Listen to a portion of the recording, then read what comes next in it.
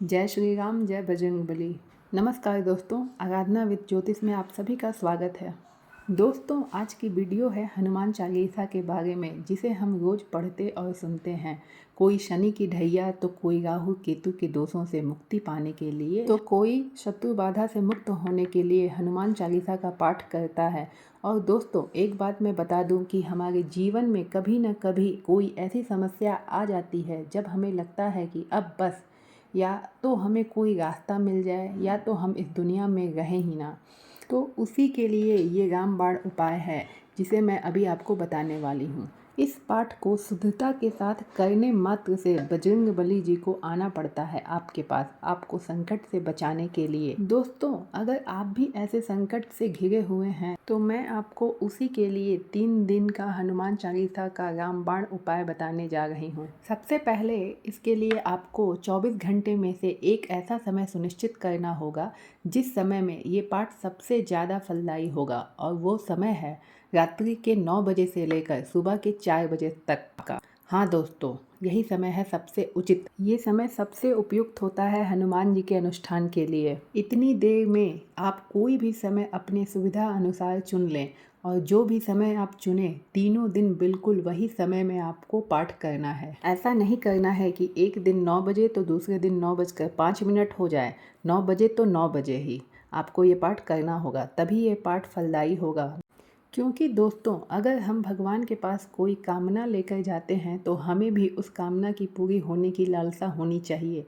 और ये उपाय तो हनुमान जी का है, और हनुमान जी तो समय के बहुत ही पाबंद होते हैं, और हम उन्हीं की भक्ति और कामना कर रहे हैं, तो हमें भी समय का पाबंद होना पड़ेगा।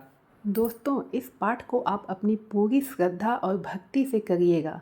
और आपको एक बात मैं और बता दूं कि कोई भी ऐसी कामना लेकर आप इस पाठ को नहीं करिएगा जिसमें दूसरों का अहित हो, तब ये साधना आपकी बेकार हो जाएगी। मैं पहले ही बता दे रही हूँ। हमें हमेशा ये याद रखना होगा कि दूसरों का अहित करने वालों का कभी भी हित नहीं होता। भगवान ऐसी कोई भी कामना नहीं पूरी करते जिसमें दूसरों का अहित हो, क्योंकि हम सभी उनके बच्चे हैं। अब मैं बताती हूँ कि ये अनुष्ठान आप कैसे करेंगे। इस पाठ को शुरू करने का सबसे अच्छा दिन होता है शुक्ल पक्ष का पहला मंगलवार। इसी दिन से आप इस अनुष्ठान को शुरू कर सकते हैं, और इन दिनों में आप अगर व्रत रख सके तो बहुत ही अच्छा, नहीं तो सिर्फ तामसिक भोजन का त्याग करिएगा। और ब्रह्मचर्य का पालन इस पाठ में बहुत आवश्यक है। जो लोग व्रत रखेंगे वो दिन भर फलाहार करें, और रात्रि में पूजा के बाद मीठा भोजन कर सकते हैं। अब मैं आपको बताती हूँ कि इस अनुष्ठान को करने के लिए हमें क्या क्या चीज़ों की ज़रूरत होगी, क्या व्यवस्था करनी होगी। सबसे पहले आप अपने घर में एक स्थान चुनें जहाँ 3-4 दिन कोई जाए आए नहीं। अब एक लकड़ी का पीढ़ा ले लीजिए, पीढ़ा ना हो तो कोई पाटा ले लीजिए। उसको ज़मीन से थोड़ा ऊंचा करके रखिए, मतलब कि कुछ भी ऐसा चीज़ ले लीजिए जिसके ऊपर पीढ़ा या पाटा टिक जाए। ध्यान रखिएगा दोस्तों कि हिलने डुलने की कोई संभावना ना हो, नहीं तो आपकी पूजा में विघ्न पड़ जाएगा। अब उसके ऊपर एक लाल कलर का कपड़ा बिछा दीजिए, और हनुमान जी की एक प्रतिमा और राम दरबार उस पर स्थापित करिए। और हाँ दोस्तों, ये सब आपको करना है मंगलवार की प्रातःकाल 5 से 6 बजे के बीच में। प्रतिमा स्थापित करने के बाद आप एक कलश ले लीजिए, तांबे का या पीतल का या मिट्टी का, किसी भी तरह का, बस स्टील का नहीं होना चाहिए। इसके बाद इसमें जल भर लीजिए, और उसके ऊपर प्लेट या कटोरी रखिए जिसमें चावल भरा हो। फिर उस पर बड़ा मिट्टी का दिया तिल के तेल से भरा हुआ रखिए।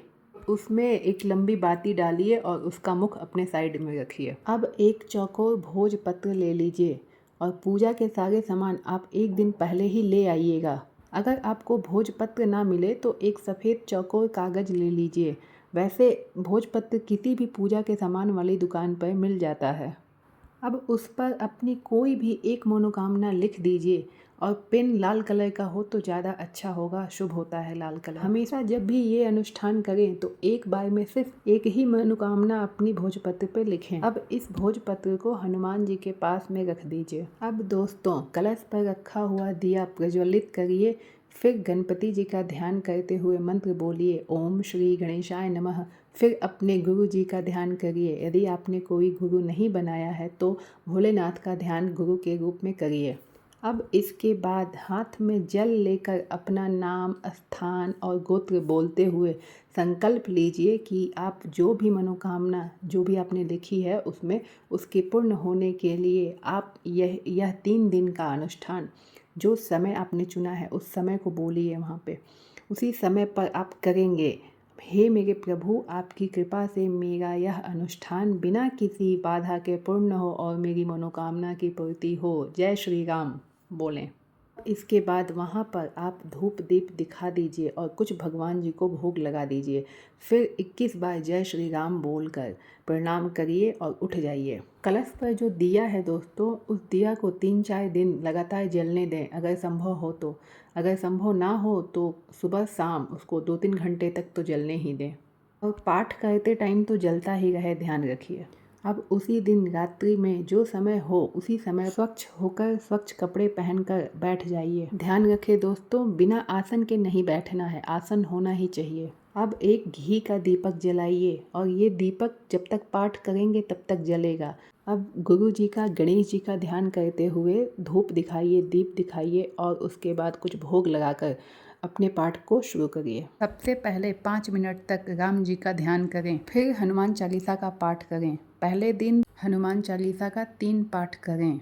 इसके बाद आरती करें और पाठ में जो भी गलती हुई हो उसके लिए क्षमा याचना करें और अपनी मनोकामना पूरी करने के लिए हनुमान जी से विनती करें। इसके बाद आसन के पास थोड़ा जल गिराएं और प्रणाम करके उठें। अब भोग को उठा लें और भोग को अपने परिवार में बांटकर खुद भी खाएं और उसके बाद अपना मीठा भोजन कर लें। पहले दिन का अनुष्ठान पूरा हो गया।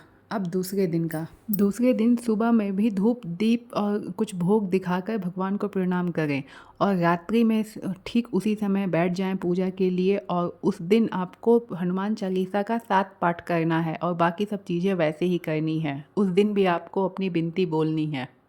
तीसरे दिन भी सब कुछ वैसे ही करिए, बस हनुमान चालीसा का पाठ 11 बार करिए। तो ऐसे आपका मंगलवार को 3, बुधवार को 7 और बृहस्पतिवार को 11 पाठ मिलाकर कुल 21 पाठ करने हैं आपको 3 दिन में। अब शुक्रवार को सब कुछ वैसे ही, पूरी भगवान की चौकी वैसे ही रहने दीजिए, बस सुबह और शाम धूप दीप नैवेद्य दिखा दीजिएगा। और अपनी कामना के पूरे होने के लिए आप जितनी बार हो सके भगवान के सामने जाकर प्रणाम करके बोलते रहिए पूरे दिन।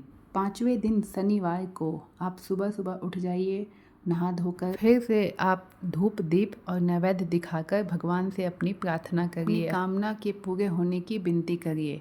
अब भोजपत्र को वहाँ से उठाइए और कुछ प्रसाद लीजिए और मंदिर में, हनुमान जी के किसी भी मंदिर में जाइए आप, और वहाँ पे एक दिया जलाकर थोड़ी जो भोग आप लाए हैं उसे चढ़ा दीजिए और थोड़ी देर भगवान के सामने बैठकर जय श्री राम बोलिए।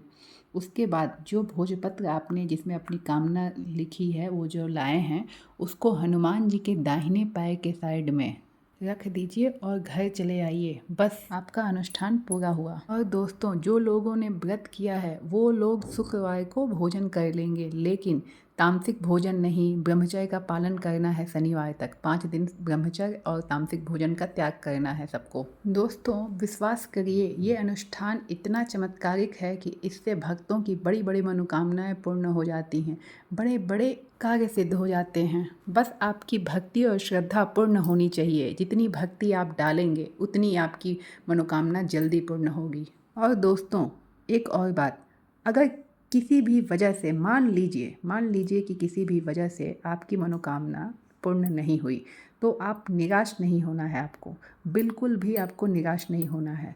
आपको पुनः इस अनुष्ठान को करना है और तब तक करते रहना है जब तक कि हनुमान जी आपकी विनती सुन न लें। लेकिन मेरा ये अनुभव है, खुद का अपना अनुभव है कि ये एक बार करने मात्र से ही आपकी मनोकामना निश्चित ही पूर्ण होती है, इसमें कोई संदेह नहीं है। इसलिए दोस्तों, आप जितनी भी श्रद्धा भक्ति अपनी इस अनुष्ठान में डाल सकते हैं, डालकर ये अनुष्ठान एक बार मेरे कहने से करके देखिए। दोस्तों, सिर्फ आप एक बार करके तो देखिए, आप हमेशा ये करते रहेंगे। और दोस्तों, अगर आपने ये अनुष्ठान किया हो और उसका आपको लाभ हो तो कृपया करके आप मेरे कमेंट बॉक्स में अपना अनुभव ज़रूर लिखें, जिससे अन्य लोगों को भी इसका लाभ मिल सके। दोस्तों, आपको अगर ये वीडियो अच्छी लगी तो प्लीज़ आप एक लाइक करिए, सब्सक्राइब करिए और दूसरों के साथ शेयर करिए। धन्यवाद। मिलती हूँ अगले वीडियो में। जय श्री राम, जय बजरंगबली।